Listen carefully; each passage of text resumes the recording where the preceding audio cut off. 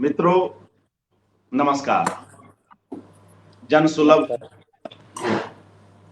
जन सुलभ पुस्तकालय के इस कार्यक्रम में आप सभी का हार्दिक स्वागत है। आज धन्यवाद। हमारे साथ डॉक्टर कुसुम अंसल जुड़ी हुई हैं। कुसुम जी, जन सुलभ पुस्तकालय के पूरे परिवार की ओर से आपका हार्दिक स्वागत है। मित्रों, डॉक्टर कुसुम अंसल लंबे समय से साहित्य की विभिन्न विधाओं में लिख रही हैं। कहानी, उपन्यास, कविता, आत्मकथा, नाटक, कई विधाओं में इनका लेखन है और इनकी एक विशेष पहचान है। इन्होंने टीवी सीरियल्स के लिए पटकथा भी लिखी है और जब इनके ही उपन्यास एक और पंचवटी पर वासु भट्टाचार्य के निर्देशन में फिल्म बन रही थी तो इन्होंने उस फिल्म के लिए पटकथा भी लिखी। एक साथ विभिन्न विषयों में और विभिन्न विधाओं में आप सक्रिय। कुसुम अंसल जी की रचना प्रक्रिया को समझने का यहाँ एक उद्देश्य है और हम कुछ एक प्रश्नों के माध्यम से उनके रचनाकार की यात्रा को भी समझने का प्रयत्न करेंगे। कुसुम अंसल जी लेखन के अलावा सामाजिक सेवा से जुड़े विभिन्न कार्यों में भी काफी समय से कार्यरत हैं और अपने नेतृत्व में कई महत्वपूर्ण कार्य भी कर रही हैं। तो आइए आज हम डॉक्टर कुसुम अंसल के रचनाकार के कुछ पक्षों से अवगत हो सकें और हम उन्हें कुछ और बेहतर रूप में समझने की कोशिश करें, स्वयं उन्हीं की जुबानी। कुसुम जी, आपसे जो पहला प्रश्न है वह यह है कि आप कृपया अपनी पारिवारिक, शैक्षणिक और सांस्कृतिक पृष्ठभूमि के बारे में हमें कुछ बताएं। स्कूल, कॉलेज के दिनों के अपने कुछ रोचक और अब तक आपको गुदगुदाते रहने वाले अनुभवों के बारे में हमसे कुछ चर्चा करें और अगर चाहें तो उस समय के, उस दौर के कुछ कड़वे अनुभव भी हमसे साझा कर सकते और हम लोग यह भी जानना चाहेंगे कि ऐसे किस तरह के अनुभव रहे जिनसे आपके जीवन में कुछ खास और उल्लेखनीय परिवर्तन आए। कुसुम अंसल जी। बहुत धन्यवाद आपका अर्पण कुमार जी। आपने मुझे आमंत्रित किया अपने मंच पर अपने बारे में बात करने के लिए। मैं आपकी बहुत आभारी हूँ। तो जैसा आपका पहला प्रश्न है, वहाँ से मैं शुरू करती हूँ। यह तो हम सभी जानते हैं कि जब जीवन यात्रा के तहत जिंदगी की किश्ती पर सवार होते हैं तो हमारे अपने स्वयं के साथ बहुत कुछ आ जुड़ता है। नाते, रिश्तेदार, सहयात्री, मित्र और उनका प्रेम, वर्चनाएं, उनके साथ साथ सांसारिक नियम। हमारी नौका समय की पतवार के साथ संसार की लहरों में बहती है। जिंदगी का ये सफ़र अनुभवों का भंडार है, जहाँ अड़चनों की एक शय होती है और हर शय की एक मात। शतरंज की वैसी ही किसी बिसात पर मेरा जन्म अलीगढ़ में हुआ। मैं 1 वर्ष की भी नहीं थी। मेरी माँ मुझे छोड़कर मृत्यु के किसी अदृश्य कुहासे में समा गई। मेरे पिता ने पुनर्विवाह कर लिया और मुझे मेरी बुआ ने गोद ले लिया। परिणाम स्वरूप मेरे बचपन की जमीन ही नहीं, मेरा नाम, मेरा बचपन, मेरी सारी कायनात बदल गई। मैं नहीं जानती सात्र ने अस्तित्ववाद को क्यों कर परिभाषित किया, परंतु यह तय था कि इस धरती पर जन्मी थी, इसलिए मेरा अस्तित्व अस्तित्ववान हुआ था, या मुझे अपने अस्तित्व में मैं मेरे होने के सच को तलाशना था। तो जब भी बचपन के दर्पण को पकड़ती हूँ तो मुझे अपना एक सपाट मात्र विहीन बचपन दिखाई देता है, जिसे संवारने और जिसकी दिशा निर्धारित करने के लिए कोई तैयार नहीं था, न मेरे पिता न ही मेरी माँ। वह आधारहीनता या रूटलेसनेस जैसी भाव दशा मन में इतनी गहरी धंसती चली गई कि बार बार मेरा अपनापन अपने अंतर मन के भीतर मुड़ने के लिए विवश हो जाता था। अपने अकेलेपन में टुकड़े टुकड़े बचपन की कमियों और खामियां जाने अनजाने मेरी मानसिकता पर हावी होती चली गई। मेरे दादाजी बैरिस्टर थे। घोर आर्य समाजी वातावरण जहाँ शिक्षा को बहुत महत्व दिया जाता था। मेरे पिता को अलीगढ़ में सांस्कृतिक कार्यक्रम आयोजन करने का बहुत शौक था। इसी कारण हमारे घर में अच्छा खासा पुस्तकालय था, तो वहाँ अपने बचपन में ही मुझे बहुत सा अमूल्य साहित्य पढ़ने को मिला। गुरुदेव रविंद्रनाथ टैगोर की गीतांजलि से लेकर गोरा और शरद चंद्र के प्राय सभी उपन्यास, चरित्रहीन, देवदास और प्रेमचंद के गोदान से लेकर गबन, महादेवी की यामा, सभी कुछ मेरे मन के रसायन में घुलता चला गया। जहाँ एक ओर हमारे घर के ड्राइंग रूम में बच्चन जी मधुशाला पढ़ते थे, या भवानी प्रसाद मिश्र मैं गीत पेशता हूँ, आसा सिंह मस्ताना की हीर और तलत महमूद की गज़लें पेश की जाती थी, वहीं दूसरी ओर मशहूर उर्दू की लेखिका इस्मत चगताई बतौर मित्र आती थी। उनकी भाभी अख्तर आपा और हमारे कॉलेज की प्रिंसिपल मिसेस हैदर मेरे पिता को राखी बांधती थी। घर में तब भी हंस आता था और उसमें संतोष कुमार नौटियाल की 30 दिन धारावाहिक रूप से छपती थी। वैसे ही धर्मिक में अमृता प्रीतम की डॉक्टर देव छपती थी।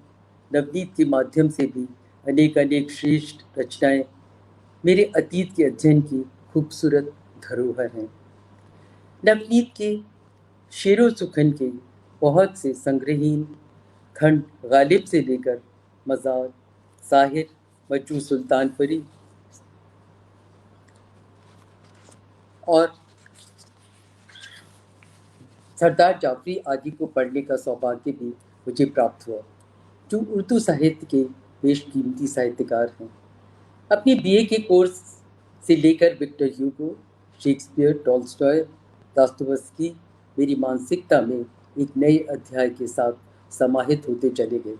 उस सारे साहित्य ने मेरे लेखकीय अस्तित्व को एक पुख्ता धरती या नींव प्रदान की, जो आज भी मेरे लेखन को प्रेरित करती है। वह एक प्रकार की खूंटियाँ हैं।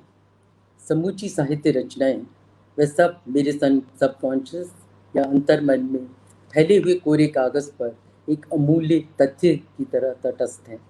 मेरा ऐसा मानना है कि सभी कालजयी रचनाएं या मास्टरपीसेस उन लेखकों की ईगोग्राफीज हैं, उनकी स्वयं की सजावटें, या उस लेखक की अहम कथा, क्रिएशन, जो उनकी आत्मा से उठकर हमारी आत्मा तक आता है और उनका प्रभावशाली तथ्य हमारी चेतना पर सदा सदा के लिए अलौकिक प्रभाव छोड़ता है।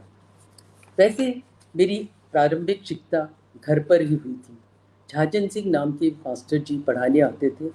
गलतियां करने पर बहुत मार पड़ती थी। मेरी फूफा, जिन्हें मैं पापा कहती थी, उन्हें हिंदी नहीं आती थी। वो बहुत अधिक उर्दू और अंग्रेजी का साहित्य पढ़ते थे। बारिश होने पर वर्dsworth की कविता my heart leaps up when I behold a rainbow in the sky, so was it when I was a child, so it is I am a man, a child is father of man, वो मुझे कंठस्थ कराते थे। उनके साथ कुछ वर्ष मैं आगरा में रही थी। वहाँ क्वीन विक्टोरिया स्कूल में 10वीं पास की और आगरा कॉलेज से इंटरमीडिएट। पापा ने ही वैसे साहित्य का बीज मेरे मन में बोया था। घर का कुछ काम करती तो कहते नहीं, नहीं कुसुम, तुम्हें कुछ बनना है, not just a housewife, no. पर इससे पहले वो कुछ डिफाइन करते कि क्या बनना है। 16 वर्ष की आयु में मुझे अलीगढ़ लौटना पड़ा। तो मैंने वहाँ मुस्लिम यूनिवर्सिटी में दाखिला लिया। एक तरफ घर में गहरा आर्य समाजी परिवेश, सुबह सुबह हवन मंत्रों से आरंभ होती थी, तो जाने अनजाने वो मंत्र कंठस्थ होते चले गए। और अलीगढ़ मुस्लिम विश्वविद्यालय में मनोविज्ञान में एमए करते समय मजाज का लिखा तराना, ये मेरा चमन, ये मेरा चमन, मैं अपने चमन का बुलबुल हूँ, हम लोग गाते थे। मेरी मानसिकता पर वह सब अजीबोगरीब तंतुजाल बुनते रहे। और जब हम जर्रात का बोसा लेने को 100 बार झुका आकाश यहाँ बहुत ऊंचे स्वर में गाते थे, तो मेरे शरीर के रोए खड़े हो जाते थे। दो अलग धार्मिक धाराएं, 2 डायमेंशनल आयाम वाली मैं उसी परिवेश की उपज हूँ। तभी तो वैसे वातावरण में मैं एक छोटी छोटी कविताएं लिखने लगी। मेरी अंतरात्मा में नया सा कुछ उगा, जिसने मुझे साधारण साक्षी भाव जीने नहीं दिया, और मुझे लग गई तलब तलाश की अपने जीवन के उस परिदृश्य से उठकर आगे जाने की और कुछ बन पाने की। परंतु फिर जैसा होता है, अधिकतर उस उम्र में मेरा विवाह नितांत मेरे पिता की इच्छा से अरेंज मैरिज सुशील जी से हो गया। मैं विवाह के बाद दिल्ली आ गई।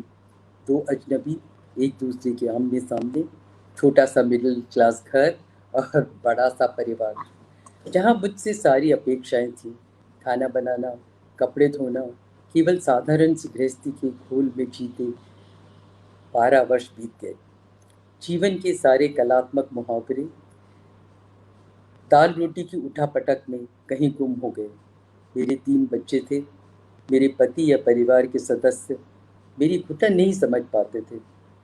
कभी कभी अपनी डूबती अंतर्यातना में डिप्रेशन से बचती मैं लोधी गार्डन के किसी छायादार पेड़ के नीचे बैठ जाती थी।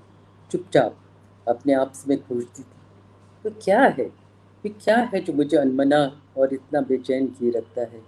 जीवन इतना बेमानी क्यों है। साधारण और इतना साधारण, इतना पढ़ा लिखा था, वो सब बेअर्थ मेरे अपनेपन से छूटता क्यों जा रहा है। मेरी स्थिति ऐसी थी जैसे जाने कौन था दिए की तरह रास्ते में जला गया मुझे। फिर मुझे लगा कि मुझे कुछ बनना है, और मैं आगे चलती गई। फिर आपका दूसरा प्रश्न, साहित्य लेखन में मेरी रुचि कब और किस प्रकार विकसित हुई, और मैंने लिखना कैसे शुरू किया,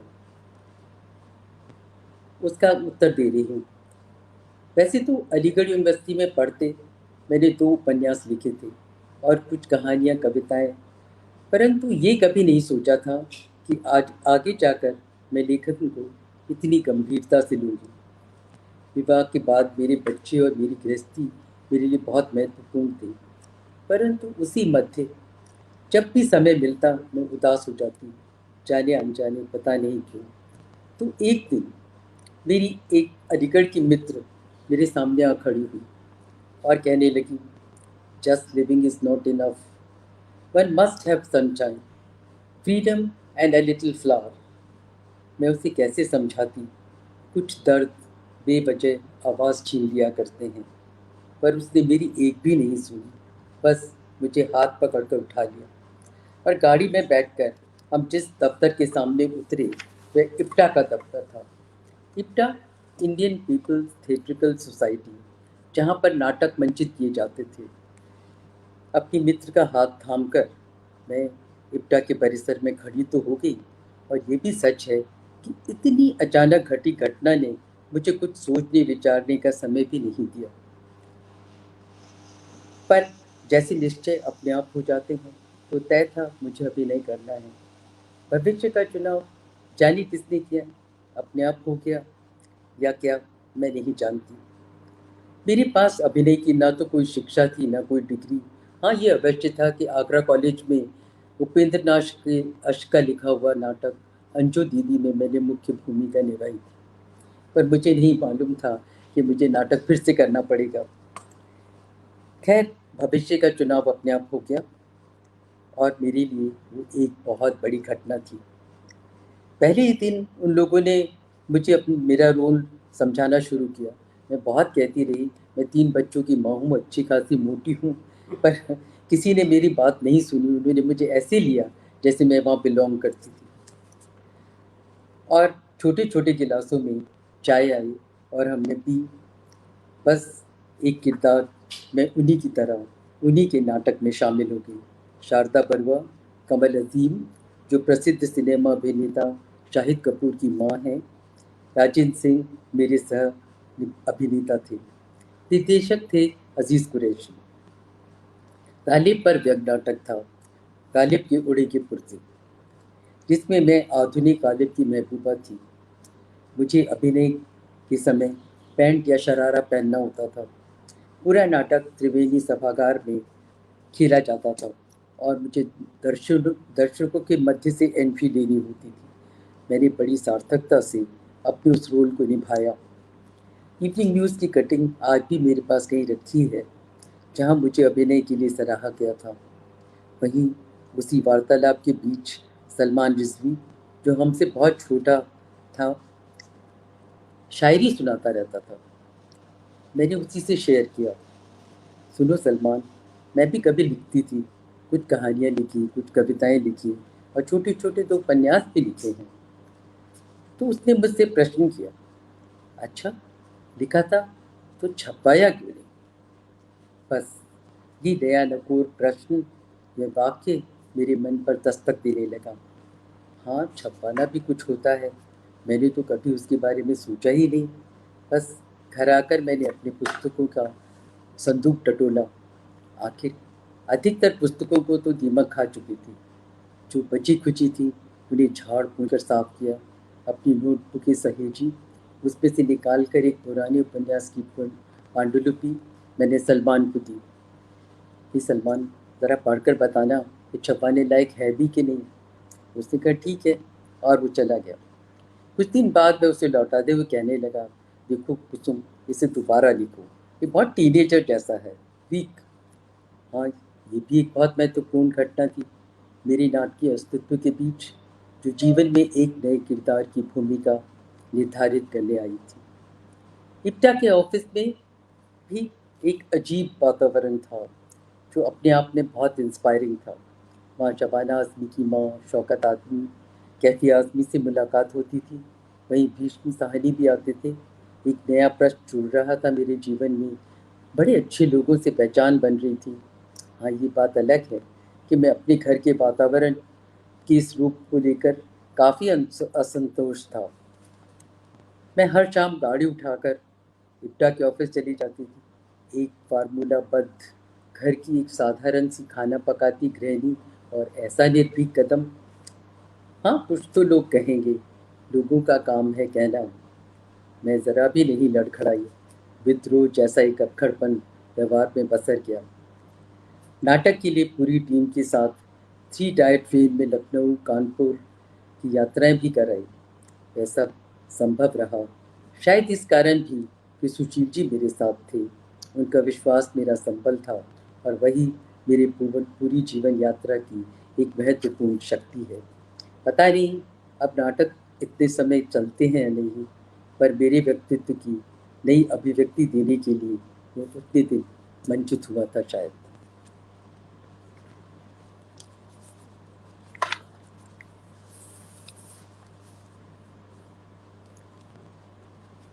अर्पण कुमार जी, आपका तीसरा प्रश्न था आपके रचनाचार के समक्ष किस प्रकार की चुनौतियां आई और मैं उनसे कैसे निपटती गई। प्राप्त हुए कुछ स्नातक अवसरों और उनके उपयोग के बारे में बताएं। आपके इस प्रश्न का उत्तर दे रही हूँ। नाटक के संसार ने मेरे जीवन को एक नई दिशा, एक नई अभिव्यक्ति दी। मैंने अपने कॉलेज के समय का उपन्यास दोबारा से लिखा। यह उपन्यास मेरे अलीगढ़ विश्वविद्यालय की पृष्ठभूमि पर लिखा गया था। मेरी अपनी 19-20 साल की एक कमसिन सी अभिव्यक्ति। स्टार पब्लिकेशंस ने वह उदास आंखों के नाम से 1975 में छापा था। मेरा पहला उपन्यास मेरे लिए एक बहुत बड़ी बात थी। उसके कथानक का मूल बिंदु दृष्टिदान था। Donate your eyes. अलीगढ़ के आई हॉस्पिटल के एक डॉक्टर हमारे यहाँ लेक्चर देने आए थे और उसे ही मैंने अपने उपन्यास की आत्मा बना लिया था। बहुत आगे जाके उस पर एक फिल्म भी बनी थी जो मेरी कहानी नहीं थी, पर मूल बिंदु वही था। मेरे इस उपन्यास से कोई विशेष साहित्यिक हलचल नहीं हुई, फिर भी मैंने मुड़कर नहीं देखा। नींव का पत्थर 1976 में और कविता संग्रह मौन के दो पल 1978 में उन्हीं दिनों प्रकाशित हुए। सच मानिए भाई, मैं उन दिनों साहित्य के संसार से बिल्कुल अनभिज्ञ थी। ना ही मैं किसी साहित्यकार को जानती थी, ना ही किसी प्रकाशक को। पर अपने उपन्यास, कविताएं या कहानियां लिखने के बाद मन में एक अजीब सा आत्मबल अवश्य महसूस करती थी। बस वही मेरे लिए महत्वपूर्ण था। एक अनुभूति थी जो मुझे एनरिच करती थी। जैसा कि मंतव्य पत्रिका के संपादक श्री हरिप्रसाद उपाध्याय ने लिखा, एक निष्ठुर मायावी दुनिया में साहित्य की चुनौती तथा प्रासंगिकता दोनों ही बढ़ जाती हैं। रचनात्मकता वह चीज़ है जो मनुष्य को मनुष्य की याद दिलाती है कि वह मनुष्य है। वह मनुष्य को मनुष्य से जोड़ती है। वह मनुष्य को झकझोरती है और उसे आईने के समक्ष बार बार खड़ा कर देती है। मुझे भी ऐसा लगा। हाँ, मुझे भी ऐसा लगा जैसे मेरा लेखन एक नए मनुष्यत्व की ओर दबे कदम मुझे ले जा रहा है। उदास आंखों के पश्चात मेरे 2 उपन्यास और लिखे और छपे। पुस्तक 1969 में और उसके बाद अपनी अपनी यात्रा 1985 में। मैं इनके बारे में अधिक नहीं कहूँगी। हाँ, पर जब मैंने एक और पंचवटी लिखा जो 1985 में छपा था, वो छपते ही अपना स्थान बनाने लगा। अंग्रेजी, पंजाबी, उर्दू में अनुदित हुआ और पत्र पत्रिकाओं में सीरियलाइज होने लगा। बाद में उस उपन्यास पर स्वर्गीय बासु भट्टाचार्य ने फिल्म भी बनाई, जिसके मुख्य कलाकार थे दीप्ति नवल, सूर्य सुब्रॉय और अकबर खान। पंचवटी फिल्म पैनोरमा में चयनित होकर देश विदेश में दिखाई गई। खैर मित्रों, पंचवटी का बनना अपने आप में एक बहुत बहुत बड़ी उपलब्धि थी। मेरे जीवन का बहुत ही महत्वपूर्ण समय, जिसके बारे में बाद में बात करूंगी। पंचवटी फिल्म बनने से पहले अचानक ही एक दिन दूरदर्शन से श्री हरीश हरीश खन्ना का फोन आया। वो वहाँ के डायरेक्टर जनरल थे। उन्होंने उन्होंने मुझे दूरदर्शन के लिए सीरियल लिखने के लिए आमंत्रित किया। चुनौतियों से मैं नहीं घबराती, परंतु यह नई वाली चुनौती मेरी चेतना पर दस्तक देने लगी और मैं धड़कते मन से नियत समय पर उनके ऑफिस चली गई। उन दिनों दूरदर्शन पर केवल हम लोग नाम का सीरियल आता था, जिसकी प्रोड्यूसर थी शोभा डॉक्टर। खन्ना साहब चाहते थे मैं महिलाओं पर सीरियल लिखूं। उन्होंने पूरी योजना मुझे समझाई, बताया 21 एपिसोड लिखने हैं, एक एपिसोड 30 पृष्ठ का है। मैंने उनके कॉन्ट्रैक्ट पर हस्ताक्षर तो कर दिए, पूरा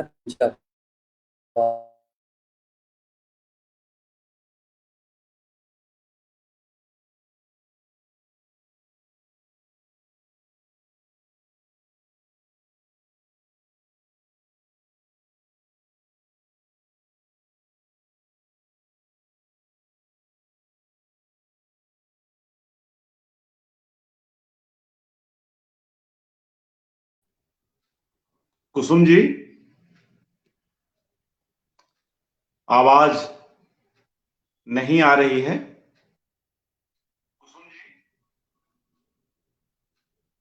हेलो मित्रों, आज हम लोग कुसुम अंसल जी की लेखकीय यात्रा को उन्हीं की जुबानी सुन रहे हैं। हमारे कई मित्रगण उनकी इस यात्रा से, उनके कई पड़ावों से और हासिल कई उपलब्धियों से अवगत हैं। मगर इस बीच हमारे समाज में और साहित्य में ऐसी कुछ पीढ़ियां आई हैं जिनके लिए संभवतः ये सूचनाएं रोचक और महत्वपूर्ण हो, नई भी हो। इस तरह के कार्यक्रम का उद्देश्य यह भी है कि हम अपने वरिष्ठ रचनाकारों के सृजन आयामों को अलग अलग कोणों से देख समझ सकें। बीच बीच में ऐसे कार्यक्रम आवश्यक होते हैं, ऐसा मुझे लगता है। कुसुम अंसल जी इस कार्यक्रम के लिए काफी उन्होंने तैयारी की है और जैसा कि उनका स्वभाव है, वे किसी भी कार्यक्रम को पूरी गंभीरता और तल्लीनता के साथ करना चाहती हैं। अभी कुछ तकनीकी समस्या के कारण वे हमसे दूर हो गई हैं। मैं कोशिश करता हूं कि वे शीघ्र हमसे जुड़ जाएं और कुछ और प्रश्न जो मैंने इस कार्यक्रम के लिए उनके समक्ष रखे थे, उनके वे उत्तर दें।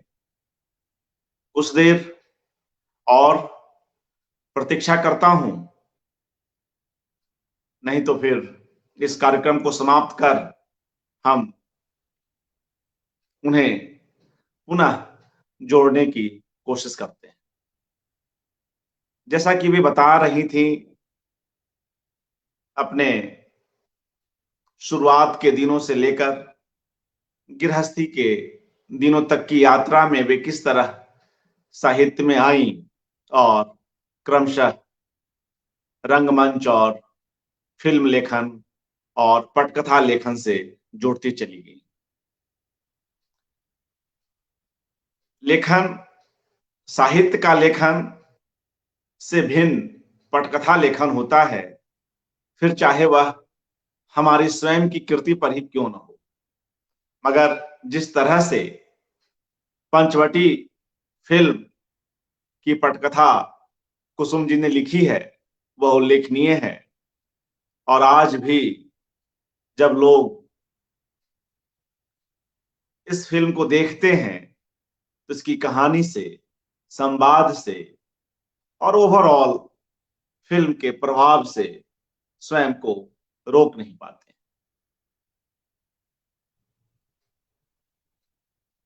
हमारे तमाम वरिष्ठ रचनाकार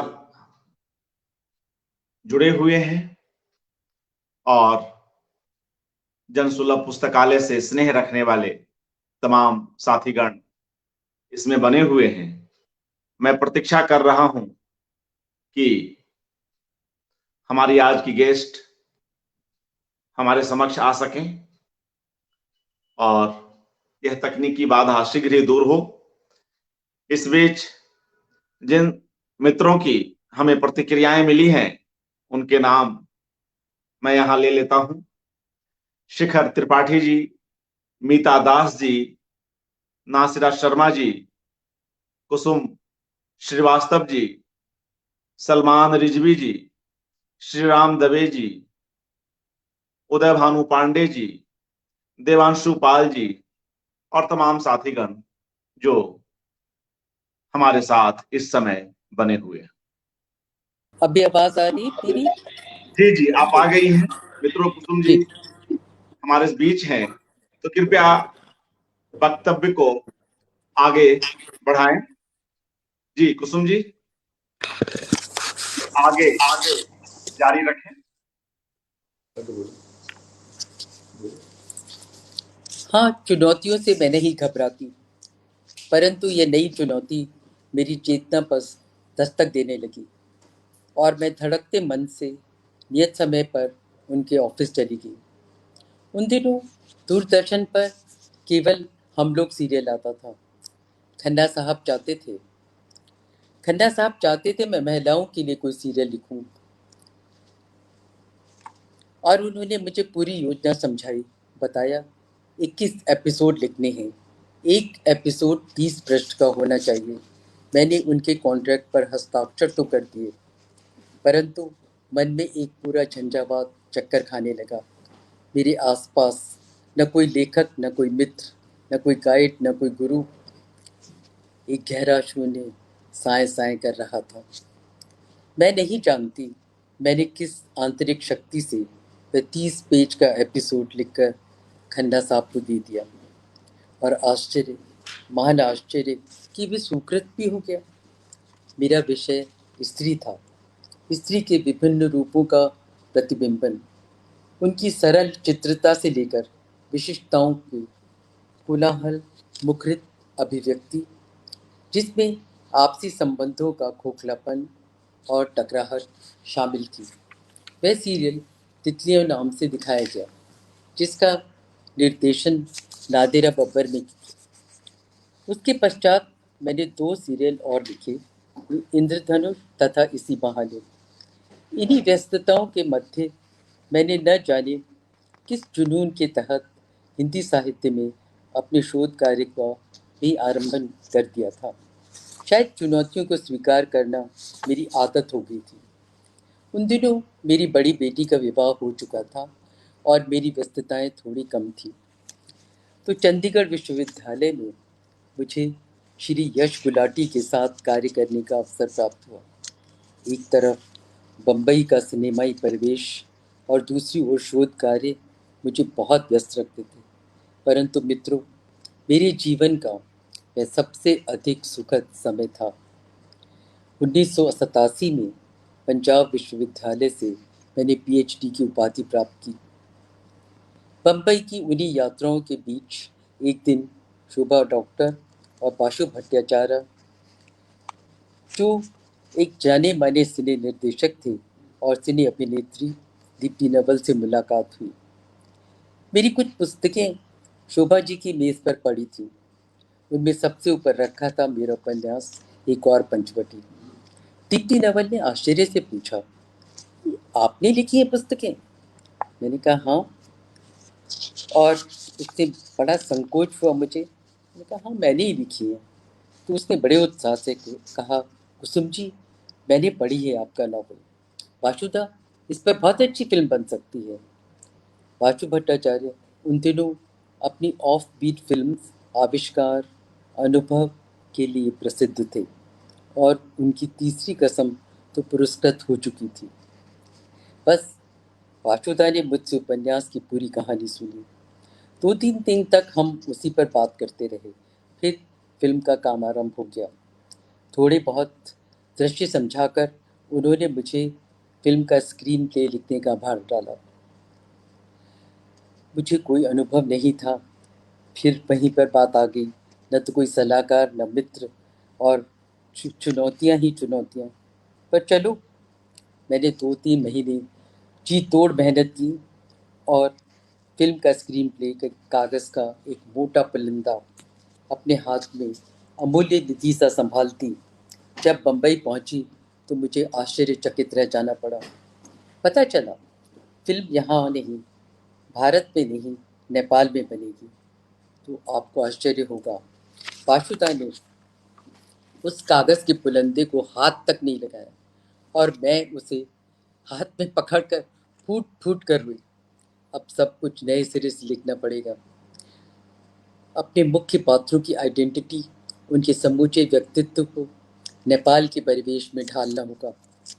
परंतु जो भी था, जितना भी कठिन श्रम साध्य परिदृश्य, वासुदा के साथ काम करना अपने आप में एक अमूल्य अनुभव था। नेपाल जाते समय जब हम फिल्म की शूटिंग के लिए जा रहे थे तो हमारे साथ नवेंदु घोष भी थे, जो विमल राय की फिल्मों के लेखक थे। मेरे लिखे डायलॉग वे दोनों बुद्धिजीवी बंगाली में अनुदित करके बोलते, और अगर ठीक नहीं लगता तो उसे मुझे दोबारा लिखना होता था। नेपाल की पृष्ठभूमि से फिल्म के कथानक में बहुत कुछ नया आ जुड़ा, अनेक अनेक अनुभव। सबसे मुख्य था वहाँ के एक बुजुर्ग चित्रकार कर्म सिद्धि जी से भेंट। कर्म सिद्धि जी रोज एक चित्र बनाते थे और दूसरे दिन सुबह सवेरे स्वयंभू टेम्पल की ढेर सारी सीढ़ियां चढ़कर वे चित्र भगवान के चरणों में अर्पित कर देते थे। वह उनकी तपस्या का एक विरक्त भाव था जो हम सबको अभिभूत कर गया। वह हमारी फिल्म की एक बहुत प्रमुख पात्र बन गए और उनकी भूमिका श्री नवेंदु घोष ने निभाई। इतने सारे बेशकीमती अनुभव, अर्थगर्भित घटनाएं मेरे अंतर्मन को एनरिच कर रही थी। एक रहस्य लोक की परतें खुल रही थी। शोभा डॉक्टर की मैं बहुत बहुत आभारी हूँ, क्योंकि उसी के सानिध्य से मेरे भीतर एक आत्मविश्वास सिर उठाकर खड़ा हुआ था, जिसका मेरे जीवन में नितांत अभाव था।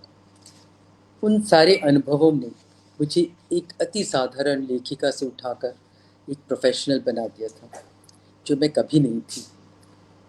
वासुदेव भट्टाचार्य ने भी अपने स्नेह से एक ऐसा पेडेस्टल प्रदान किया जो बहुत कम लेखकों को प्राप्त होता है। पंचवटी पैनोरमा में शामिल होकर देश विदेश के फिल्म फेस्टिवल्स में दिखाई गई। ताशकंद की यात्रा मैंने भी उन लोगों के साथ की। फिल्म की स्क्रीनिंग के बाद हम सबको वो स्टेज पे बुलाकर $20 दे रहे थे। वो $20 मेरी अमूल्य निधि मेरे पास अभी भी रखी। बाद में वैसा अनुभव अपने नाटकों के दौरान भी हुआ, जिनका निर्देशन रंगमंच के जाने माने निर्देशक फैजल अल काजी ने किया। मेरे दोनों नाटक रेखाकृति और उसके होठों का चुप दिल्ली, बम्बई, चंडीगढ़, पूना में प्रदर्शित हुए। ये सभी अनुभव मेरी लेखकीय जीवन की बहुत बहुत अमूल्य निधि है। उसकी पंचवटी के बाद मैंने बहुत सी रचनाएं, कहानियां, कविताएं, यात्रा वृत्तांत लिखे। कुछ का उल्लेख मैं यहाँ करना चाहूँगी, जैसे मेरी आत्मकथा जो कहा नहीं गया, हिंदी में और अंग्रेजी में एज आई एम के नाम से छपी थी। उस समय भाई मैं सच बताऊं, मुझे रत्ती भर भी नहीं पता था कि हिंदी महिला लेखिकाओं द्वारा लिखी गई ये पहली आत्मकथा है। अब जब बहुत से विद्यार्थी उस पर शोध कार्य कर रहे हैं तो मुझे सुखद आश्चर्य हुआ।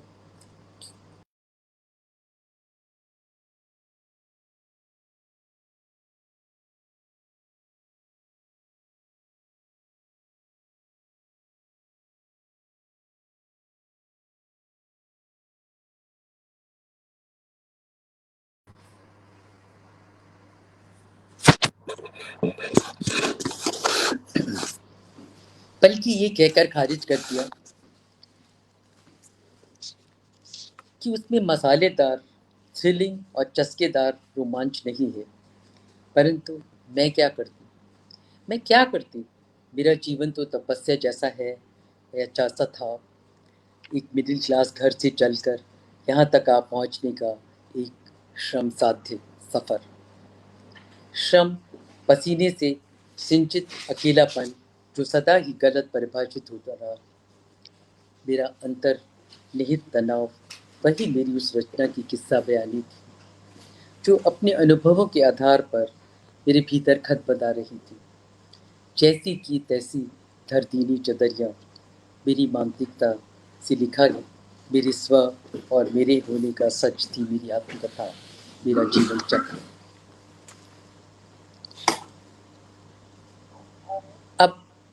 भाई, मैं अपने उपन्यास तापसी के बारे में बात करना चाहूँगी, जो अंग्रेजी में विडो ऑफ वृंदावन के नाम से छपा। एक बात बताऊं, अंग्रेजी में उसने बहुत अच्छा स्थान बनाया। खैर, तापसी एक ऐसी गाथा है जो मैं आपके साथ शेयर करना चाहती हूँ। हाँ, वृंदावन की वो मेरी एक पहली यात्रा थी। मेरे पहला एक एक पहली यात्रा, परंतु वह पहली यात्रा ही मेरे सारे अस्तित्व पर ऐसे छा गई जैसे कि आकाश में गहरे बादल छा जाते हैं।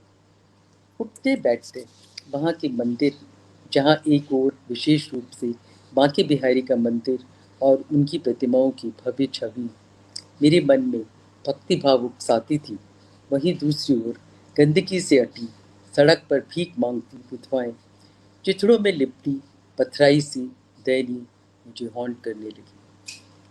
मेरे लिए उनसे पूछा छुड़ाना बहुत कठिन हो गया। संयोग ये भी था कि मैं जिस एनजीओ के साथ काम कर रही थी, उन लोगों ने उन लोगों को एक स्कूल सौंपा जा रहा था, और वह स्कूल या पाठशाला उस समय गोवर्धन स्थित उद्धव जी के मंदिर के चबूतरे पर चलती थी। जो महिला हमें कार्यभार सौंप रही थी, उनका व्यक्तित्व भी बहुत प्रभावशाली था। वह अपने समय की, पृथ्वीराज कपूर के समय की बहुत प्रसिद्ध अभिनेत्री थी, वनमाला जी। वनमाला जी को पहला फाल्के पुरस्कार प्राप्त हुआ था। उनका चरित्र ही अपने आप में ढेर सारी कहानियां संजोए हुए था। उनकी नीली, धुंधली और गौरवर्णीय आँखें उनकी नीली धुंधली आँखें और गौरवर्णीय शरीर, उनका सुंदर चेहरे की आभा, उसने मेरे मन को जकड़ लिया कसकर। पाठशाला का कार्यभार संभालकर मैं वृंदावन जाने लगी। पहले बांकी बिहारी जी के दर्शन करती, फिर स्कूल और उसके पश्चात वहाँ की गलियों में घूमकर विधवा आश्रम या भजनाश्रमों की रहस्यमय स्थिति को जानने का प्रयास करती थी। उन दिनों में चिंतक, विचारक और दार्शनिक सभी मन स्थितियाँ एक साथ जीने लगी थी। विधवाओं से बातें करने का प्रयास करती, जैसे भी मन पड़ता उनकी केस हिस्ट्रियाँ जमा करती। उसी दौरान मंदिर के पंडितों, धर्म प्रचारकों से भी मिलकर वृंदावन का ऐतिहासिक, धार्मिकता और के तंतु सजोने का प्रयास करती। रिक्शा में बैठकर जाती तो वाचाल रिक्शा चालक मेरा गाइड बन जाता। वही वहीं किसी कोने में गौहरदासी मिलती, या हिजड़ादासी मिलती, या मौनी बाबा। मेरी कौतूहल मिश्रित मनोभाव में वो सब समाते चले गए। मैंने 2 बार नंगे पैर वहाँ की बड़ी धार्मिक गोवर्धन पर्वत की परिक्रमा भी की। शायद इसी कारण तापसी उपन्यास के अधिकतर पात्र वास्तविक हैं, जीवंत हैं और जटिल भी। मैं नहीं जानती किस सीमा तक मैं नहीं जानती किस सीमा तक वृंदावन या अन्य तीर्थों की विधवाओं का अंधविश्वासों का क्रूर सच मेरे उपन्यास में उभरा है। तापसी मेरा प्रयास है कि वहाँ की विधवाओं का पतन, शोषण और उनके दारिद्र्य की दयनीय स्थिति को बयान कर सकूं। भोपाल के श्री रमेश दवे जी ने तापसी पर एक लेख लिखा, तापसी शब्द के विरुद्ध खड़ा अस्तित्व। उन्होंने लिखा, विधवा भारतीय समाज का शाश्वत दुर्भाग्य है। स्त्री का समूचा सौंदर्य, शील, सुख, संतोष और संवेदन इस विधवा नामक शब्द से तिरोहित हो जाता है और बन जाता है स्त्री का एक विभत्स विद्रूप, जिसे समाज, धर्म, मंदिर, तीर्थ और मुट्ठी भर पंडित या गुंडे मिलकर रचते हैं। क्या इस आत्महंता वैधव्य के विद्रूप से स्त्री की किसी प्रकार मुक्ति है? क्या ये विधवाएं किसी तीर्थ भूमि में ईश्वर की मृत्यु को सही साबित नहीं करती? क्या वृंदावन जैसी ललित भूमि का लीलावन रूप अपनी लावण्य लीलाओं के राधा कृष्ण मय रास और महारास की नुपुर ध्वनियाँ गंवाकर केवल विधवा वृद्धाओं का विरूप बनकर नहीं रह गया है? कुसुम का उपन्यास तापसी ऐसे ही प्रश्नों के साथ स्त्रीत्व की अस्मिता की स्थापना का उपन्यास है। तापसी विधवा का नहीं, बल्कि वह धर्म, तीर्थ, समाज, मनुष्य के होने के दावों के विरुद्ध किसी घोर संदेह से उपजा जटिल किंतु ज्वलंत प्रश्न है। हाँ, हाँ भाई, तापसी एक प्रश्न है, एक शाश्वत प्रश्न, और कुछ प्रश्नों के उत्तर नहीं होते।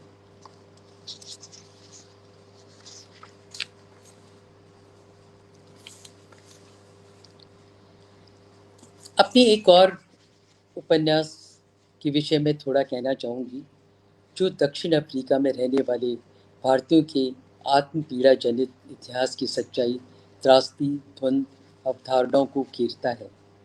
उसे मैंने पहले अंग्रेजी में बियॉन्ड साइलेंस और बाद में खामोशी की गूंज नाम से लिखा था। उसके लिए मुझे 2010 में दक्षिण अफ्रीका में आईबेक इंटरनेशनल वुमेन्स चैलेंजेस अवार्ड पुरस्कार प्राप्त हुआ और उसका विमोचन भी केप टाउन में किया गया। दक्षिण अफ्रीका भारतीयों की उस धरती पर पैर रखने की 150 वर्ष 150 वर्ष सेलिब्रेट कर रहे थे, जिसके तहत मेरी पुस्तक वहां पर लॉन्च की गई। अब मैं आपसे शेयर करना चाहती हूँ कि मैं वहाँ पहुँची कैसे। हम लोग अपनी यात्रा के लिए जब जा रहे थे, तो मेरी इच्छा थी कि मैं वहाँ के लेखकों से मिलूं। तो भारत में दिल्ली में एक फातिमा मीर नाम की महिला जो दक्षिण अफ्रीका से आई थी, उन्हें पुरस्कार दिया जा रहा था। मैंने उनसे कहा कि मैं मैं दक्षिण अफ्रीका जा रही हूँ और मेरा मन है कि वहाँ के लेखकों से मिलूं। तो उन्होंने मेरे लिए ऑर्गेनाइज कर दिया और नो द ऑथर नाम की उसमें उन लोगों ने मुझे आमंत्रित किया। तो डरबन में वो सारा का सारा कार्यक्रम काउंसिल जनरल के ऑफिस में था, जहाँ पर मैंने अपनी कविताएं सुनाई, अपने लेखन के बारे में बताया, उनके प्रश्नों के उत्तर दिए और वहाँ पे लंच भी था।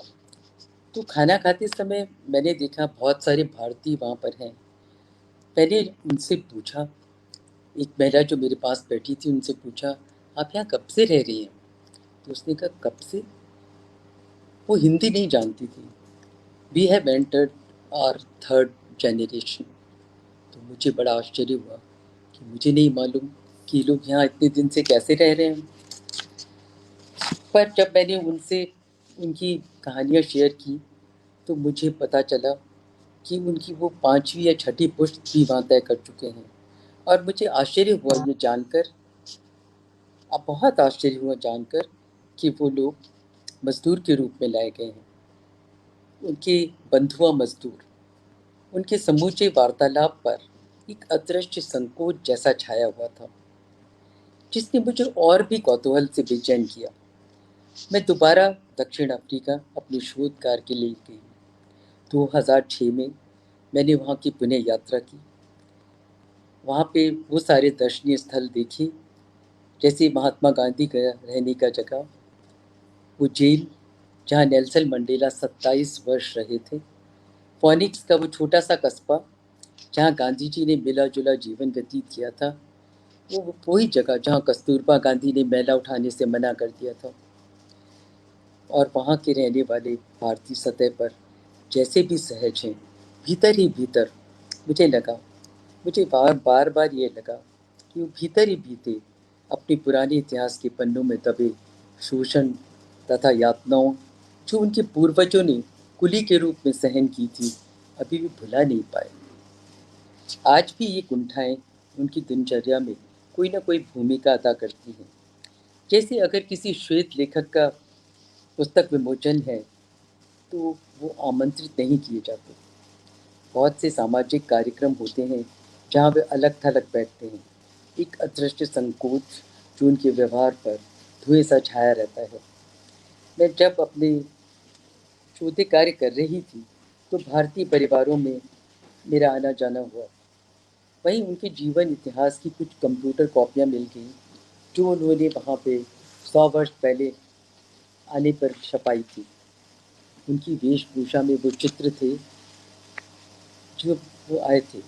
उनका नाम नहीं था। उनके नाम की जगह यहाँ पर पट्टियाँ रखी गई थी जिस पे नंबर लिखे हुए थे। वो चित्र मैंने अपनी पुस्तक के कवर पर छापा है। मैं आपको दिखाना चाहती हूँ कि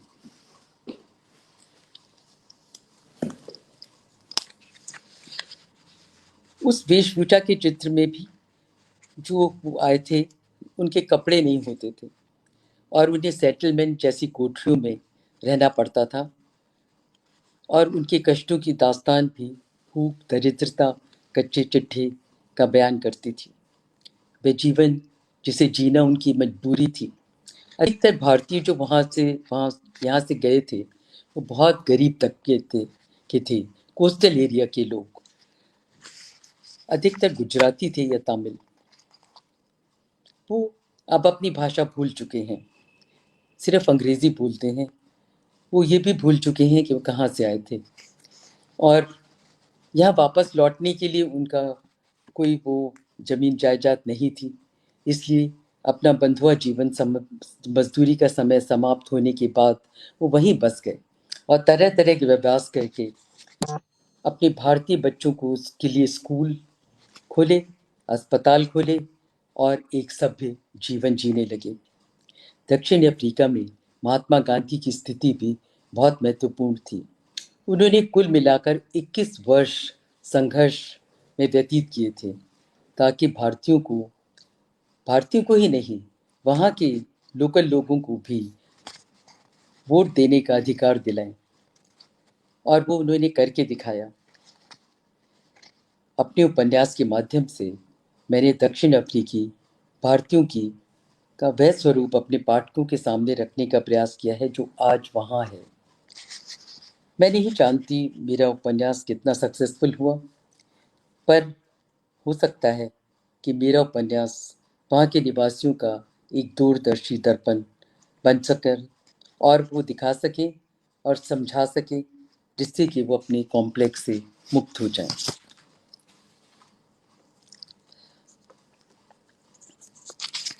मेरा अंतिम उपन्यास परछाइयों का समाचार जनवरी 2017 में पुस्तक मेले में विमोचित हुआ था। पाब्लो नेरूदा ने कहीं लिखा है, embroidering the thread of life, grief is rich tradition of poetry. That's why I used it to express myself. शायद इसी कारण अपने उपन्यास में अपने निज के आत्मान्वेषण के व्योम में प्रवेश करके मैंने दुख, मृत्यु, पंचभूत शरीर से उठकर जीने के मर्म को उकेरने का प्रयास किया है। मृत्यु मेरे उपन्यास का प्रमुख केंद्र बिंदु है। मेरे 10 उपन्यास की मैंने गाथा आपको सुना दी। अब आपका प्रश्न।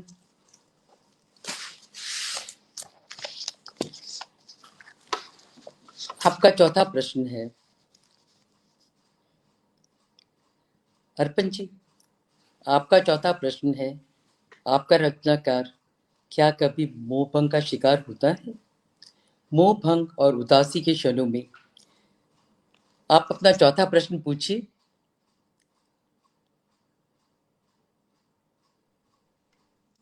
जी, चौथा प्रश्न जो मैंने कुसुम अंसल जी के समक्ष रखा था मित्रों, मैं उसे यहाँ आप लोगों के लिए भी प्रस्तुत कर रहा हूं। कुसुम अंसल जी, कृपया यह बताएं कि आपका रचनाकार क्या कभी मोहभंग का शिकार होता है? मोहभंग और उदासी के क्षणों में निराशाजन्य स्थितियों से निपटने के लिए आप क्या तैयारी करते हैं? यह सवाल हम सभी लेखकों के समक्ष बीच बीच में आता है और हम लोग उससे अपने अपने तई निबटते भी हैं। यही प्रश्न हमने कुसुम जी से भी किया। आइए सुनते हैं कुसुम जी इसका क्या जवाब देती है। जी। हाँ अर्पण भाई, मेरे बहुत से मोह भंग हुए। एक और जहाँ हम लोग ग्लोबल विलेज, ग्लोबल साहित्य की बात करते हैं, मैं दिल्ली के इस साहित्यिक परिदृश्य में हैरान खड़ी थी। जब से मैंने लिखना शुरू किया, मैंने ये रियलाइज किया, ये देखा कि यहाँ इतनी गुटबंदियां हैं, साहित्य के दावेदार हैं जो एक दूसरे को प्रमोट करते हैं। ये साथ ले, वो साथ दे। उनका लेखन एक तरफ खड़ा है और उनका व्यक्तित्व दूसरी ओर। बहुत वर्ष पहले देवेंद्र ईसर का एक लेख पढ़ा था, आखिर साहित्य हम क्यों पढ़ें। वो लेख मुझे बहुत उदास कर गया। मैं भी सोचने लगी, हाँ वास्तव में हमारे जीवन में साहित्य की प्रासंगिकता क्या है। क्या साहित्य एक हारी हुई स्थिति है? तो मैं एक अपना अनुभव शेयर करना चाहती हूँ। मुझे भी लगता था कि साहित्य अगर हम लिखते हैं तो क्या वास्तव में कोई पढ़ रहा है, और अगर पढ़ रहा है तो हमसे उसका जिक्र क्यों नहीं करता। हम कैसे शेयर करें और कैसे जानें कि हमने क्या लिखा है, अच्छा है या बुरा है। तो एक बार अपनी एक घटना बताती हूँ। मैं साहस एक बार अपनी कविता की नई पुस्तक के विमोचन के समय साहित्य अकादमी के वरिष्ठ अधिकारी को अपनी पुस्तक देने और निमंत्रण देने गई थी। वो खुद भी बहुत बड़े अंग्रेजी के कवि थे और मेरी पुस्तक भी अंग्रेजी की कविता थी। उनसे फोन पर अपॉइंटमेंट लेने के बावजूद भी मुझे 1 घंटा प्रतीक्षा करनी पड़ी। उनके दरवाजे के बाहर खड़ी रही। जब भीतर गई तो पहले से एक महिला विराजमान थी और वे अधिकारी मुझे कुर्सी पर बैठने का संकेत देकर फिर अपने छोटे छोड़े हुए वार्तालाप में वैसे ही व्यस्त हो गए जैसे मेरा आना या ना आना कुछ मायने नहीं रखता।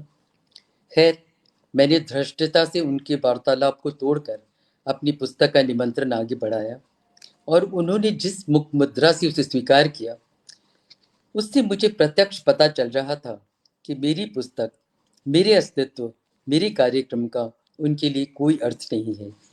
उनके दफ्तर में पहली बार जाने की धृष्टता तो मैं कर चुकी थी, तो एक बार फिर मैंने मुखाबित होकर डिटाई से कहा, सर, आपसे एक बात करनी थी।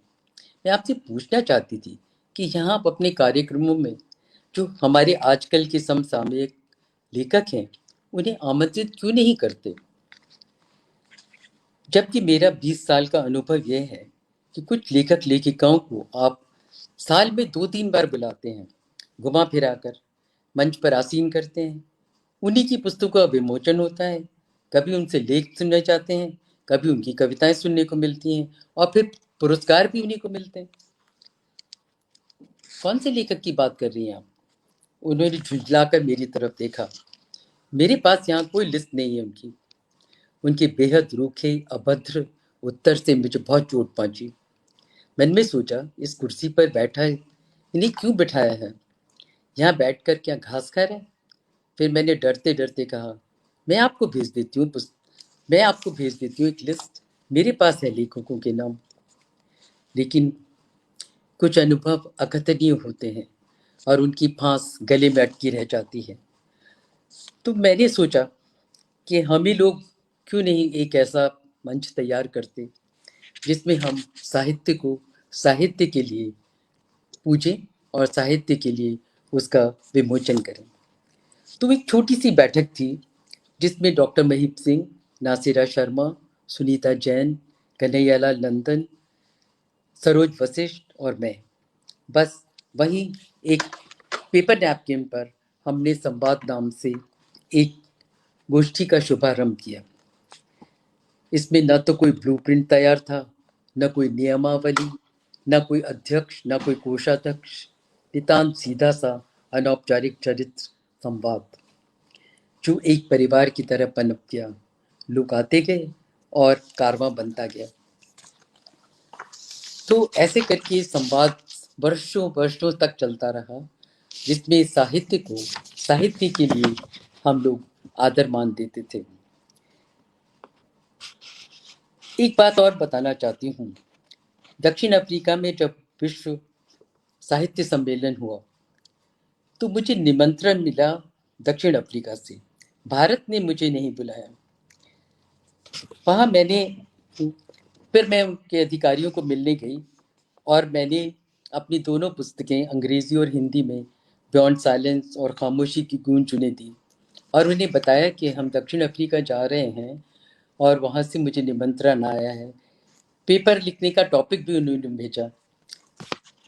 तो मेरी पुस्तकों पर कुछ ना कुछ तो वहाँ होना चाहिए, लेकिन आपको आश्चर्य होगा कि कुछ नहीं हुआ। विमोचन हुआ तो किसी पत्रिका का। मेरी पुस्तकें एक साइड में पड़ी रहीं। मैं आपसे पूछना चाहती हूँ कि ये अधिकारी जो बैठे हैं आसन जमाए साहित्य अकादमियों में, वो किसे प्रमोट करते हैं? मुझे तो पता नहीं चलता। ऐसे ही तापसी उपन्यास 3 भाषाओं में, हिंदी, अंग्रेजी और उर्दू में लेकर मैं साहित्य अकादमी गई थी और मैंने उन्हें दिए वहाँ। लेकिन मुझे बेहद बेहद निराशा हुई कि उन पर कोई चर्चा नहीं हुई, कोई गोष्ठी नहीं हुई। तो क्या हम क्यों लिख रहे हैं? किस लिए लिख रहे हैं? द्विवेदी सर का वाक्य फिर मुझे याद आता है। क्या साहित्य हारी हुई लड़ाई है? आप बताएं, अर्पण कुमार जी, क्या ये हारी हुई लड़ाई है? मोह भंग क्यों नहीं होंगे?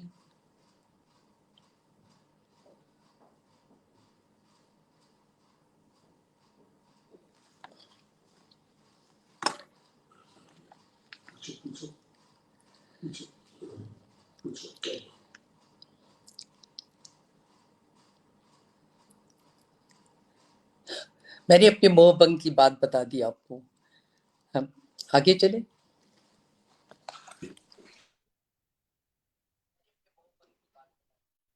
मित्रों, जी हाँ बिल्कुल, जी आगे बढ़।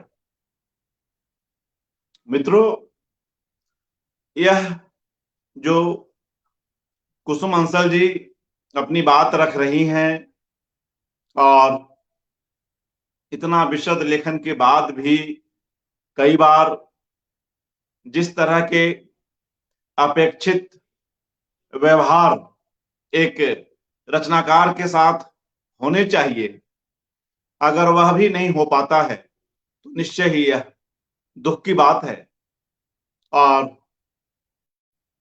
हम सभी के लिए इस पर विचार करने की जरूरत है। हिंदी साहित्य या किसी भी भारतीय साहित्य की बात करें तो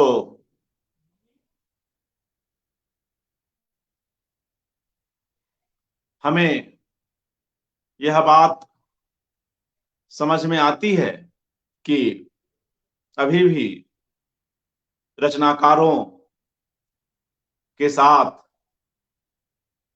समुचित रूप से और अपेक्षित ढंग से रिस्पॉन्स की कई स्तरों पर जरूरत है।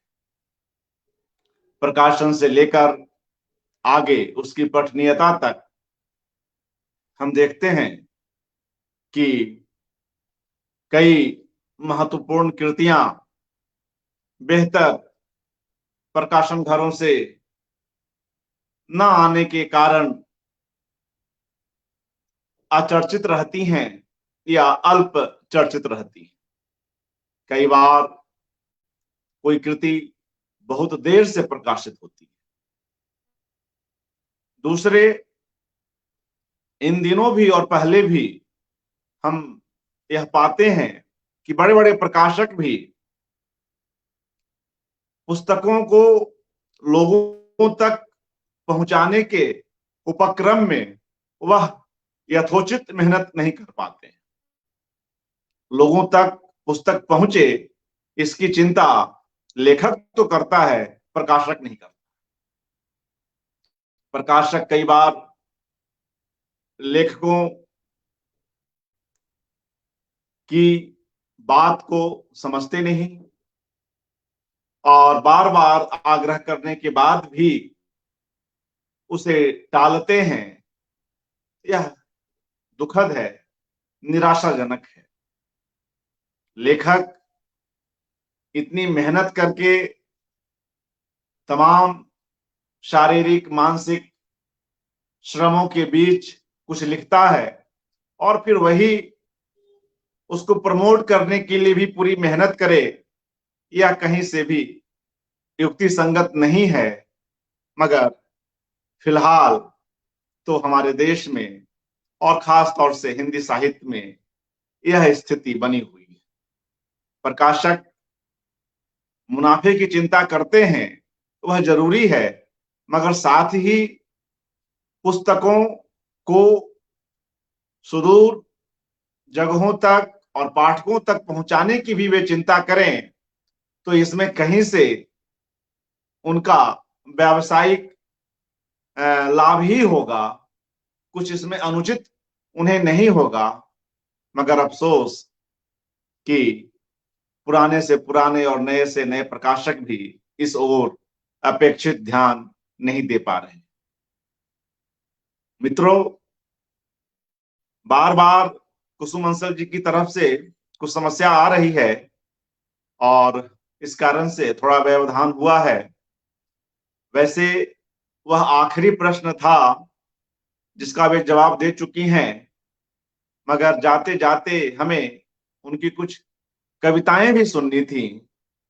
मुझे लगता है कि थोड़ी सी प्रतीक्षा और कर लेते हैं, और नहीं तो फिर इस कार्यक्रम को यहीं पर समाप्त भी किया जा सकता है।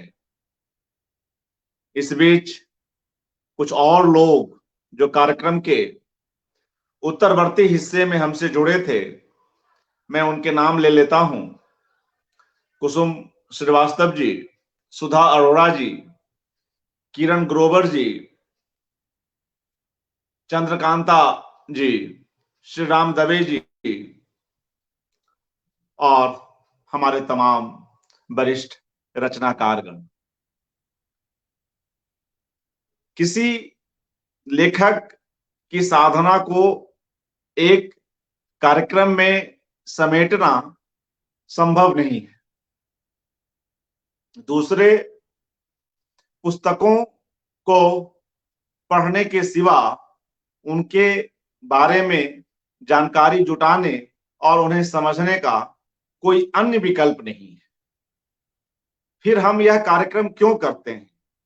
कई बार मैं अपने आप से यह सवाल करता हूं, तो मुझे इसका यही उत्तर मिलता है कि ऐसे कार्यक्रमों से हम उन पुस्तकों, उन रचनाओं के बारे में एक जिज्ञासा अपने भीतर उठता हुआ पाते हैं। यह जिज्ञासा ही है जो हमें उन पुस्तकों तक ले जाएगी। आज फिर भी ई कॉमर्स के समय में हम एक क्लिक पर नई और पुरानी किताबें पढ़ सकते हैं। प्रकाशकों से भी मेरी या मेरे जैसे कई और लेखकों की यही अपेक्षा है कि और कुछ नहीं तो कम से कम वे इतना जरूर करें कि नियमित रूप से अलग अलग लेखकों की पुस्तकें ई कॉमर्स साइट पर उपलब्ध हों। नई किताबें भी लोगों को पढ़ने के लिए मिलें और साथ में जो ये पुराने क्लासिक हैं, महत्वपूर्ण उपन्यास हैं, इनके भी अधुनातन संस्करण वहां उपलब्ध हों। कई बार इसकी भी कमी हमें खलती है। इस तरह से हम इस तरह के कार्यक्रमों के माध्यम से पुस्तक संस्कृति को बढ़ा सकते हैं। और कोई भी रचनाकार इतनी मेहनत करता है तो वह यही चाहता है कि उसे अधिक से अधिक पाठक मिलें, अधिक से अधिक कला माध्यमों में उसकी कृति जाए, विभिन्न भाषाओं में उसका अनुवाद हो और उसका एक विस्तृत पाठक वर्ग तैयार हो सके। इसमें कहीं कुछ भी गलत नहीं है।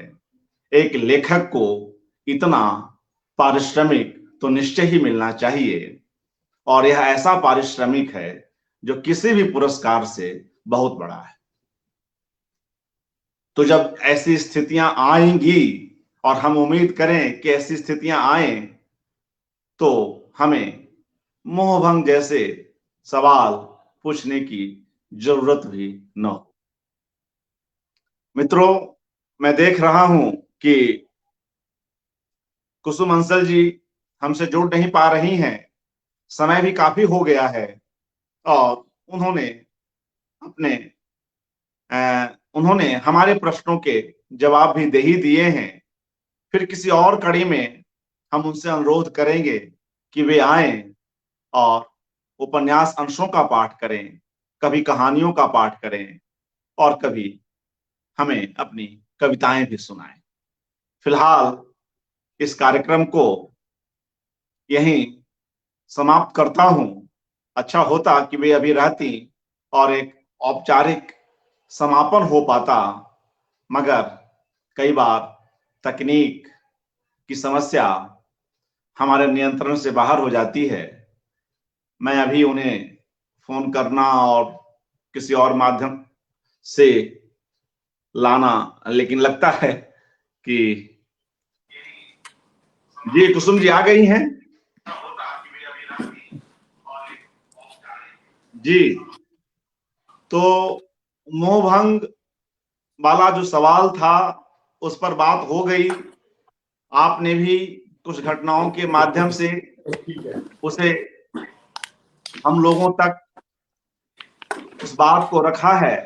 और अब जाते जाते कुसुम जी, एक सवाल जो यह है वह यह कि कुसुमांजलि पुरस्कार पर भी कुछ बात करें।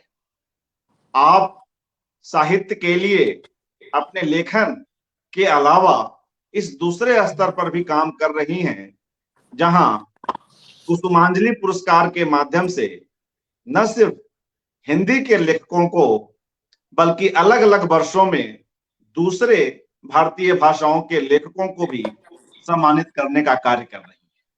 यह बहुत ही सुखद है और उल्लेखनीय है। कृपया इसके बारे में भी कुछ बताएं। जी कुसुम जी। हाँ भाई, मैं पिछले 30 वर्षों से जब निरंतर लिख रही हूँ और अपनी आसपास की गतिविधियों से परिचित भी हूँ, तो मुझे समझ में आया कि जो पुरस्कार मिलते हैं उनके पीछे कोई ना कोई राजनीतिक दबाव, कोई दाव पेच जुड़ा होता है। कुछ ही रचनाएं ऐसी होती हैं जिनका सही मूल्यांकन हुआ, और ये पुरस्कार हैं भी बहुत कम। लिखा बहुत जा रहा है और बहुत अच्छी अच्छी रचनाएं सामने आती हैं। तो मुझे लगा कि मुझे अपनी तरफ से कोई कुछ करना चाहिए अपनी हिंदी लेखन के प्रोत्साहन के लिए।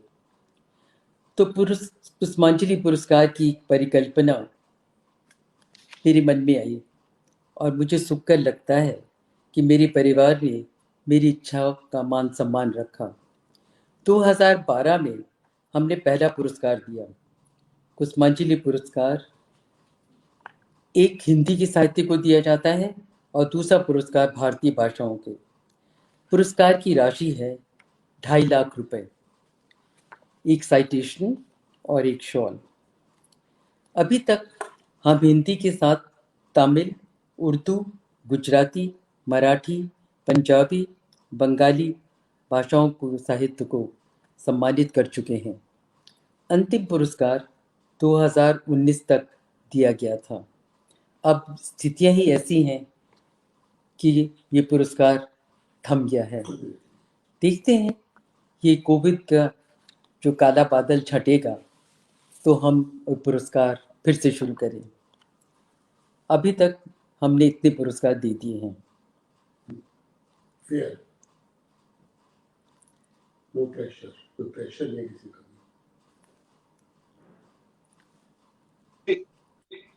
अब हम लोग कार्यक्रम के अंतिम पड़ाव पर हैं, और इस पड़ाव पर जाते जाते मैं आपसे यह अनुरोध करता हूं कि अपनी कुछ कविताओं का पाठ भी हमारे लेखक मित्रों और श्रोताओं दर्शकों के लिए करें। कुसुम जी, मेरी पहली कविता है एक भेंट। मेरे कलमदान में एक पंख है। मेरे कलमदान में एक पंख है, लंबा चितकबरा सा पंख, काले सफेद भूरे रंगों का पंख। अनाम कोई पक्षी इसे मेरी खिड़की के निकट गिरा गया है। अनाम कोई पंछी मेरी खिड़की के निकट इसे गिरा गया है। एक भेंट मेघदूत मेरे नाम। पक्षी के फड़फड़ाते अस्तित्व का परिणाम ये पंख। पक्षी के फड़फड़ाते अस्तित्व का परिणाम ये पंख मेरी कलम बन गया है। उड़ते हुए विचारों को समेट कागज पर उतारता है। मेरा पंख मेरी यात्रा है। मेरा पंख मेरी यात्रा है, अक्षरों की, शब्दों और पंक्तियों की, भावनाओं विचारों की। पंख के सहारे मैं उड़ रही हूँ। पंख के सहारे मैं उड़ रही हूँ उस व्योम में जहाँ काले सफेद भूरे जटिल रंग जीवन के फैले हैं। अनुभव अविश्वास खंडित करते हैं जो मुझे। अनुभव अविश्वास खंडित करते हैं जो मुझे, परंतु व्योम के इस खंड में अपने अहम से उठना होगा। परंतु व्योम के इस खंड में अपने अहम से उठना होगा। मुझे ऊपर और ऊपर पहुंचना है, जहाँ सर्वोच्च आत्मा है। अहम मात्र जिसकी एक अभिव्यक्ति है। अहम मात्र जिसकी एक अभिव्यक्ति है। जैसे पक्षी अभिव्यक्ति है उस व्यक्तिगत सत्ता की जो प्रकृति से ऊपर उठ चुकी है। मेघदूत मेरा पंछी संसार बंधन से मुक्त। मेघदूत मेरा पंछी संसार बंधन से युक्त त्रिगुणातीत है। पंख भेंट दे रहा है। पंख भेंट दे रहा है मेरे नाम मुक्ति संदेश। श्रृंखलाओं से मुक्ति एक पंख भेंट मेरे नाम। Very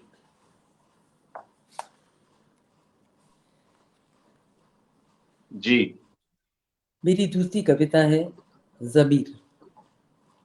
रेगिस्तान के रेतीले विस्तार में अपने ऊंट की लगाम थामे एक राहगीर जाने कब से चला जा रहा था।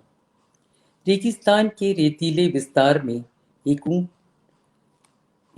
अपने ऊंट की लगाम थामे वह राहगीर जाने कब से चले जा रहा था। मेरा तयशुदा शहरीला रास्ता जाने कैसे मुझे रेत की उस बियाबान में ले आया। मेरा तयशुदा शहरीला रास्ता जाने कैसे मुझे रेत की उस बियाबान में ले आया। इससे पहले मैं उससे कुछ पूछूं, भटका हुआ मुसाफिर हैरानी से देखता हुआ कहने लगा। भटका हुआ मुसाफिर हैरानी से देखता हुआ कहने लगा, मुझे तो भटकन ही मिली है सफ़र के नाम पर। मुझे तो भटकन ही मिली है सफ़र के नाम पर। रास्ते का सुव्यवस्थित चेहरा देखे तो उम्र गुजर गई। रास्ते का सुव्यवस्थित चेहरा देखे तो उम्र गुजर गई। तुम अभी अभी आए हो। तुम अभी अभी आए हो दुनिया की दुनियावी भीड़ से, बड़े शहरों की बड़ी रंगीनियों से। दोस्त दोस्त सच बताना, तुम्हारे शहर का ज़मीर तुम्हारे शहर का ज़मीर अभी जिंदा है या मर गया है। तुम्हारे शहर का ज़मीर अभी जिंदा है या मर गया है।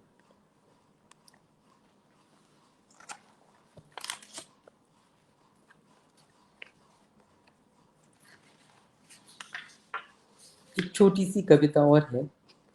हम सभी हम सभी अपने अंदर ही अंदर गमज़दा हैं। हम सभी अपने अंदर ही अंदर गमज़दा हैं एक गहराई तक। कारण सभी के अलग अलग हैं। कारण सभी के अलग अलग हैं। पर आंखों का बहता आंसू पर आंखों का बहता आंसू उस आंसू का रंग वह तो एक जैसा है। जैसा तुम्हारा वैसा मेरा। आंसू आंसू जाने अनजाने एक गम को अंजाम देते हैं। आंसू जाने अनजाने एक गम को अंजाम देते हैं। शिकायत जिसकी भी हो, शिकायत जिसकी भी हो, मेरी या तुम्हारी। आजकल सभी लोग मास्क लगाते हैं, तो मास्क पर मैंने एक कविता लिखी। उसके चेहरे पर तो उसके चेहरे पर तो आवश्यकता ही नहीं थी मुखौटे लगाने की। उसके चेहरे पर तो आवश्यकता ही नहीं थी मुखौटे लगाने की। उसके चेहरे पर तो जाने कब से अनेकों तने हुए हैं मास्क। उसके चेहरे पर तो जाने कब से अनेकों तने हुए हैं मास्क। कोई झूठ का, कोई फरेब का, छल कपट नाटकीयता का, छल कपट नाटकीयता का, सबसे ऊपर भक्ति का, सबसे ऊपर भक्ति का, जिसे मैंने बहुत बार चेहरे से फिसलते देखा है, बेनकाब होते देखा है, उसका घिनौना रूप। मेरी अंतिम कविता, धुआं। सड़क के दोनों ओर सूखे पत्तों के ढेर में कोई आग सुलगा गया है। सड़क के दोनों ओर सूखे पत्ते के ढेर में कोई आग सुलगा गया है। पूरी सड़क पर धुआं ही धुआं छा गया है। पूरी सड़क पर धुआं ही धुआं छा गया है। धुएं के गुबार में खोते चले जाते हैं गुजरते यात्री। धुएं के गुबार में खोते चले जाते हैं गुजरते यात्री। इस धुएं के बादल से इस धुएं के बादल से बड़ी पुरानी है मेरी पहचान। चेतना का कोई अज्ञात पन्ना मुड़ता है। चेतना का कोई अज्ञात पन्ना मुड़ता है, तो मेरी यात्रा का छोर यहाँ आकर जुड़ता है। जीवन में धुआं और धुएं में जीवन की पहेली सुलझाती हुई। जीवन में धुआं और धुएं में जीवन की पहेली सुलझाती हुई पहुंच गई हूँ इस बिंदु तक। पहुंच गई हूँ इस बिंदु पर जहाँ लगता है जीवन और मरण के बीच सिर्फ चिताएं हैं। जीवन और मरण के बीच सिर्फ चिताएं हैं, धू धू कर जलती हुई। जिनके किनारे बैठी हूँ जिनके किनारे बैठी हूँ, निरर्थक खोज रही हूँ जीवन सुख। राह भूल गई हूँ राह भूल गई हूँ कि एक बार, हाँ एक बार होना है मुझे भी धुआं। राह भूल गई हूँ कि एक बार, हाँ और अभी एक बार होना है मुझे धुआं। और शायद वही होगा अंतिम विश्राम, शांति का धुंधला मगर स्थायी विश्राम।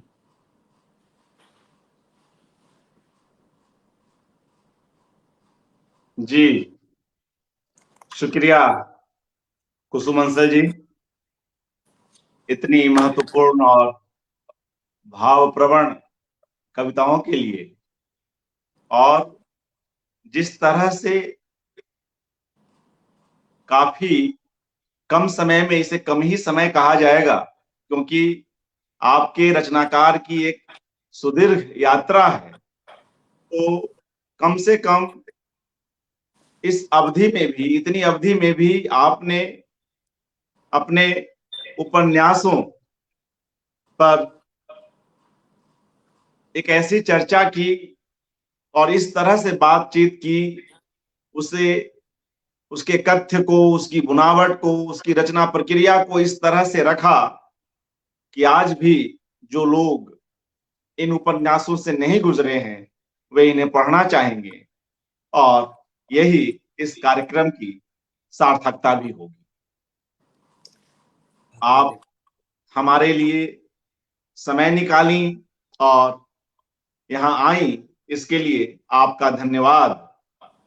और आगे हम चाहेंगे कि हमसे आपका यह संवाद बना रहे और कभी उपन्यास, कभी कहानी पर हम लोग इस बातचीत को क्रमवार रखते रहे। तमाम साहित्यकार मित्रगण और साथीगण यहाँ उपस्थित रहे, आपको और जनसुलभ पुस्तकालय के इस कार्यक्रम को सुनते रहे, उन सभी का भी हार्दिक आभार। शुक्रिया कुसुम अंसल जी, इस संध्या को एक रचनात्मक रंग देने के लिए और अपने रचनाकार की एक बड़ी यात्रा को इन कुछ शब्दों में संयोजित करने और आकर्षक ढंग से हम तक पहुंचाने की। शुभ रात्रि, नमस्कार। नमस्ते। तो मित्रों, हम लोग अब इस कार्यक्रम को यहीं पर विराम दे रहे हैं। आगे फिर मिलेंगे। शुक्रिया।